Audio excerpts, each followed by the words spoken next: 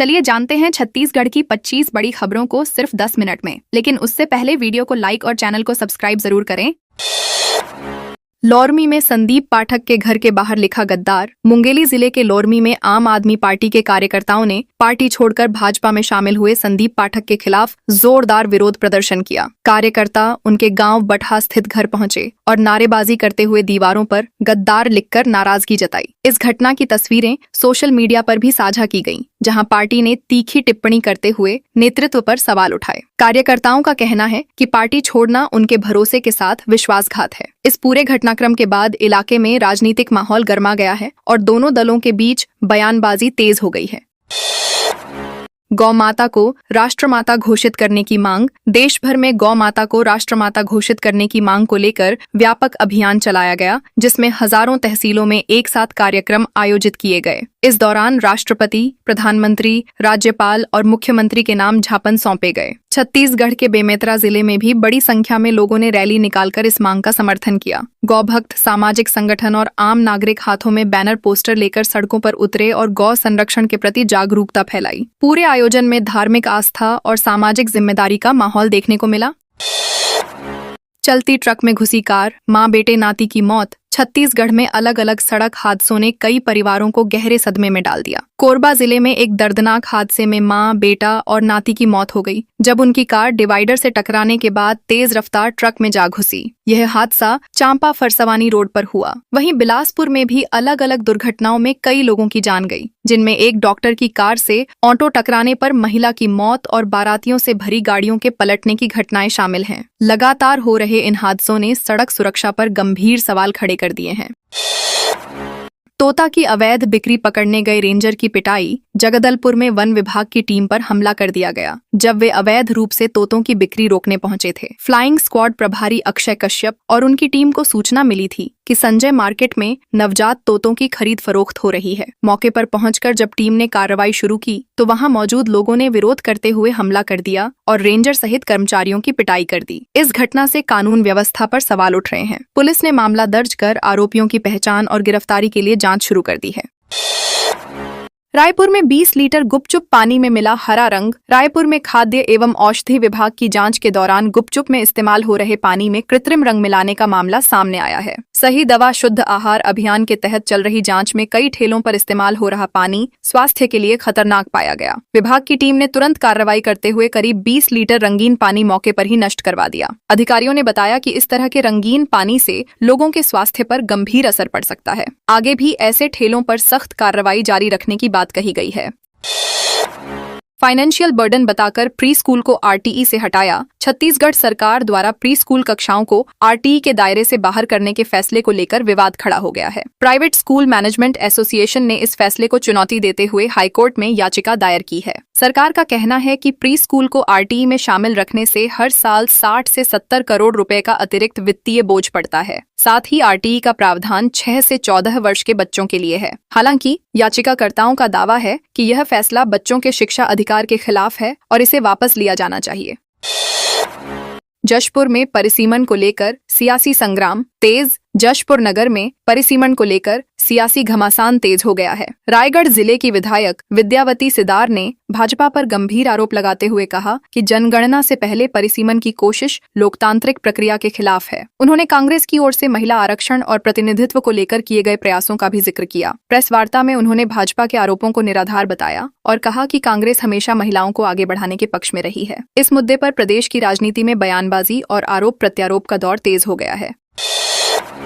रायगढ़ में IPL match में सट्टा खिलाते 6 पकड़ाए। रायगढ़ जिले में आईपीएल मैच के दौरान ऑनलाइन सट्टा खिलाने के आरोप में पुलिस ने 6 लोगों को गिरफ्तार किया है। साइबर सेल और घरघोड़ा पुलिस की संयुक्त कार्रवाई में 4 आरोपियों को जय स्तंभ चौक के पास पकड़ा गया, जबकि कोतवाली क्षेत्र से 2 अन्य को गिरफ्तार किया गया। आरोपी चेन्नई सुपर किंग्स और गुजरात टाइटंस के मैच पर बॉल टू बॉल और हार जीत पर दांव लगवा रहे थे। पुलिस ने आरोपियों के पास से मोबाइल, नकदी और अन्य उपकरण जब्त किए हैं। फिलहाल पूरे नेटवर्क की जांच की जा रही है और अन्य आरोपियों की तलाश जारी है।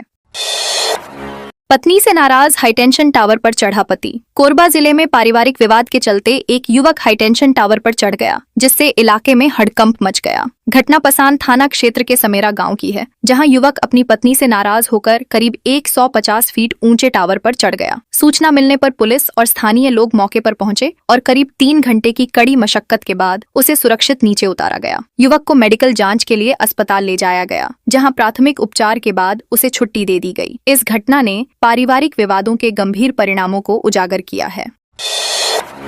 मुंगेली नाबालिग से दुष्कर्म का आरोपी गिरफ्तार। मुंगेली पुलिस ने नाबालिग के अपहरण और दुष्कर्म के गंभीर मामले में फरार आरोपी रुपेश निर्मलकर को आखिरकार गिरफ्तार कर लिया है। आरोपी को बिलासपुर जिले के तखतपुर से पकड़ा गया, जिस पर 5,000 रुपए का इनाम घोषित था और उसके खिलाफ स्थायी वारंट भी जारी किया गया था। यह कार्रवाई एसएसपी भोजराम पटेल के निर्देश पर चलाए जा रहे विशेष अभियान के तहत की गई। आरोपी के खिलाफ बीएनएस और पॉक्सो एक्ट की धाराओं में मामला दर्ज है। पुलिस अब उससे पूछताछ कर मामले की पूरी सच्चाई और अन्य संभावित पहलुओं की जांच में जुटी है।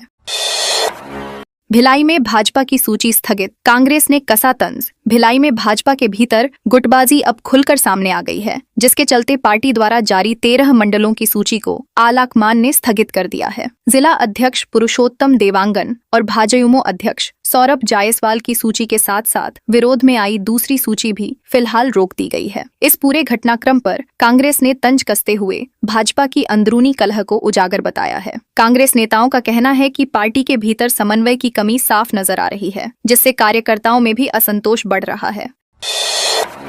रामानुजगंज के कन्हर नदी में गंभीर जल संकट। रामानुजगंज क्षेत्र की कन्हर नदी इन दिनों गंभीर जल संकट से जूझ रही है, जिससे स्थानीय लोगों की चिंता बढ़ गई है। एनीकट में पानी का स्तर घटकर महज 30 से 40% रह गया है, जिसका मुख्य कारण गेट खराब होना और रेत का अत्यधिक भराव बताया जा रहा है। पानी का तेज बहाव होने से जल संग्रहण क्षमता भी प्रभावित हुई है। इस स्थिति से आसपास के गांवों में पेयजल और सिंचाई संकट गहराने की आशंका है। स्थानीय प्रशासन से जल्द सुधार कार्य कराने और स्थायी समाधान की मांग लगातार उठ रही है।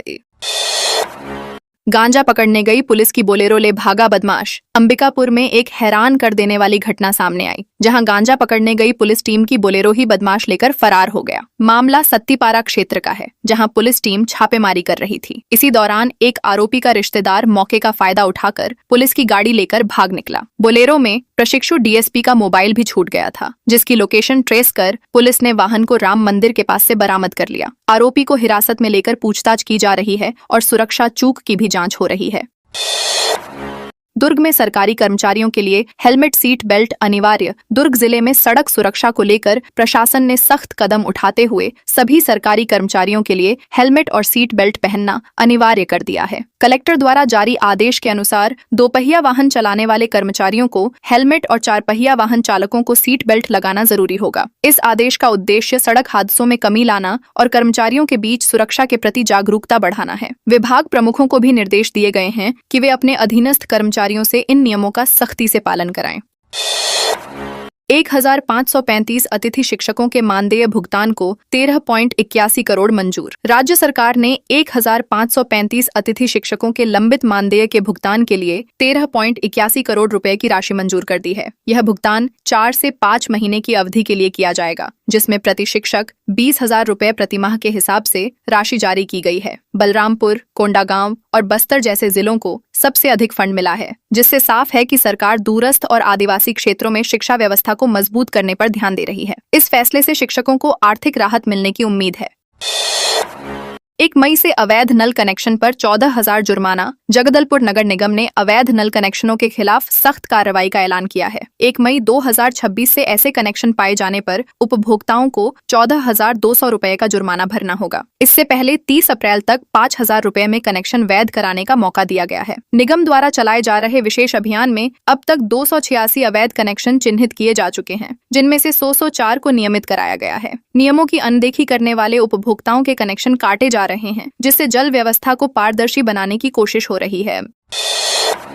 कॉस्मेटिक दुकानों पर खाद्य विभाग की कार्रवाई। राजधानी में खाद्य एवं औषधि प्रशासन ने कॉस्मेटिक दुकानों पर सख्त जांच अभियान चलाया है। बंजारी रोड और गोल बाजार समेत कई इलाकों में दुकानों की जांच कर एक्सपायरी प्रोडक्ट, बिलिंग और लेबलिंग नियमों की पड़ताल की गई। इस दौरान कुछ दुकानों को नियमों का पालन करने के सख्त निर्देश दिए गए। विभाग ने स्पष्ट किया कि उपभोक्ताओं की सुरक्षा सर्वोच्च प्राथमिकता है। इससे पहले नकली पनीर के खिलाफ भी बड़ी कार्रवाई की गई थी, जिसमें भारी मात्रा में खराब गुणवत्ता वाला पनीर जब्त कर नष्ट किया गया था। अजय चंद्राकर के भाई के घर 15 घंटे चली जांच। छत्तीसगढ़ के चर्चित भारतमाला परियोजना घोटाले में प्रवर्तन निदेशालय की कार्रवाई तेज हो गई है। इसी क्रम में पूर्व मंत्री अजय चंद्राकर के चचेरे भाई भूपेंद्र चंद्राकर के घर पर करीब 15 घंटे तक छापेमारी की गई। जांच टीम सुबह पहुंची और देर रात तक दस्तावेजों की जांच करती रही। इस दौरान जमीन से जुड़े कागजात, एक मोबाइल फोन और करीब 8 से 9 लाख रुपए नकद बरामद किए गए। हालांकि ईडी की ओर से आधिकारिक पुष्टि नहीं की गई है, लेकिन इस कार्रवाई से मामले में नए खुलासों की संभावना बढ़ गई है।